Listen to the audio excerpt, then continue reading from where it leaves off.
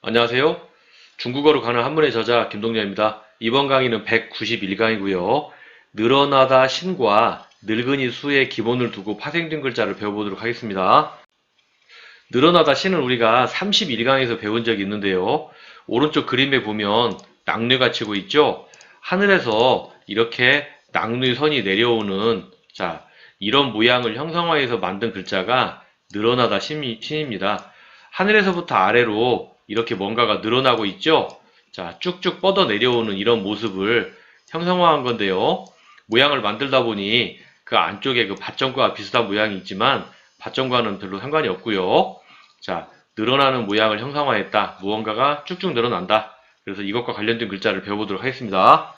첫 번째 글자는 펴다신, 그리고 두 번째 글자는 혼정신신입니다. 늘어나다 신이라고 그랬었죠? 오른쪽에 보면 음의 역할을 하는 신이 들어있습니다. 그래서 이것의 음은 신입니다. 뜻을 나타내는 부분은 왼쪽에 있는데요. 왼쪽에 사람 인자가 들어갔습니다. 사람에서 늘어날 수 있는 부분, 손을 편다는 의미로 사용을 하게 됩니다. 손을 펴면 손이 늘어나죠. 그래서 손을 펴다신. 우리가 생활 속에서는 신축성이라는 말이 있습니다. 늘어나거나 줄어들거나 하는 성질이 어느 정도 좋은가. 신축성, 이런 말이 있죠. 그리고 아래쪽에는 혼정신신이 있는데요. 음의 역할을 하는 신. 그 다음에 왼쪽 같은 경우는 보이다시가 있죠. 보이다시는 우리가 10강에서 배운 적이 있는데요. 10강에서 우리가 조상님에게 제사를 지내는 제사 향불의 어원이라고 말씀을 드렸었는데요. 그래서 이 그림처럼 향불을 올려놓은 모양에서 지금의 이 글자가 나왔다고 말씀을 드렸었습니다. 그래서 뜻 속에 조상님에게 제사를 지내니까 조상, 하나님, 신에게 무엇을 한다? 보여준다. 정성을 보여준다. 그래서 어떤 뜻? 보이다, 시라는 의미가 있다고 말씀을 드렸었습니다. 그래서 이런 글자가 들어가면 조상이나 하나님이나 신의 의미도 있다고 제가 말씀드렸었습니다. 다시 앞쪽으로 와서 그래서 신, 조상님, 하나님, 몸은 없고 영혼만 있는 것이죠. 영혼만 있는 것이기 때문에 혼 또는 정신의 의미로 사용을 하게 됩니다. 그래서 왼쪽에 있는 이 부분에서 혼 정신이 왔고요. 뜻을 나타내는 부분은 음이 신이다.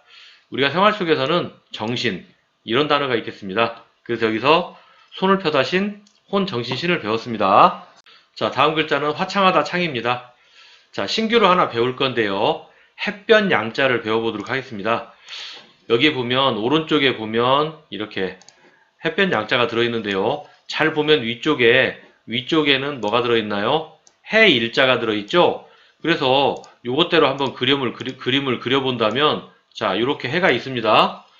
이렇게 해가 있는데 여기에 어떻게 이렇게 여기에서 햇살이 이렇게 삐져나올 수가 있겠죠? 햇살이 비추는 모양. 그래서 이게 햇변양인데요. 이 글자의 모양대로 글자를 한번 써보면 이렇게 해 일자. 이 동그라미가 해죠? 그 다음에 여기에서 햇빛이 이렇게 비추는 이 모양을 그대로 글자로 이렇게 묘사한 것입니다. 비슷하죠? 그래서 햇변양입니다. 세월이 지나면서 이 양자가 햇변양의 양자가 음이 창으로 변한 것입니다. 그래서 이렇게 창이 된 것이고요. 화창하다라는 의미는 날씨가 좋다는 거죠. 왼쪽에 보면 늘어나는 게 있죠. 그래서 이렇게 햇살이 늘어나는 모양. 그래서 화창하다, 창이라고 하는 거고요. 우리가 생활 속에서는 화창, 유창 이런 단어가 있습니다. 그래서 화창하다, 창을 배웠습니다. 다음 글자는 늙은이 수입니다. 늙은이 수와 관련된 글자 두 개를 배울 건데요. 늙은이는 우리가 51강에서 배운 적이 있습니다. 그림에 보면 손에 불을 들고 있죠. 옛날에 나이 들면 밭에 나가서 일을 하기 어렵기 때문에 집에서 불 관리했었습니다.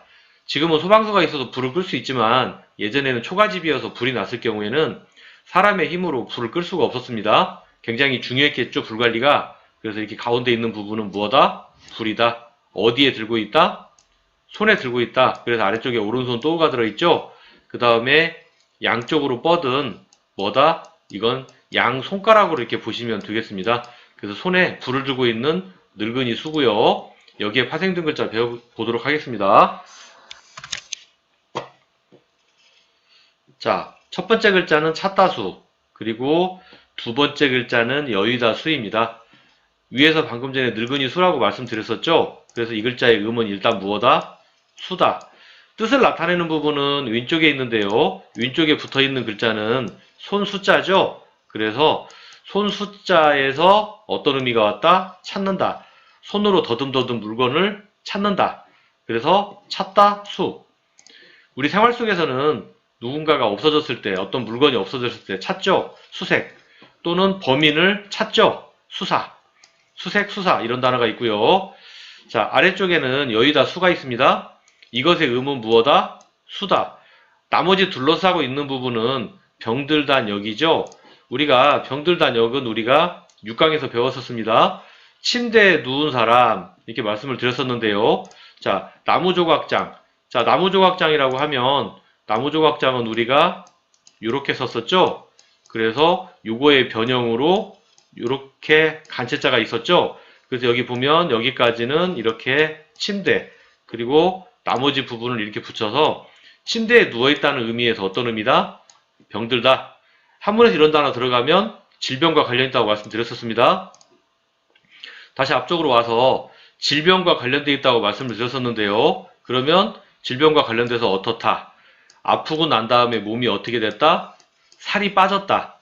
여윈다는 거는 아프고 난 다음에 얼굴이 헬쓱해진 거, 그걸 보고 여윈다고 그러죠. 그래서 음은 숫자이고요.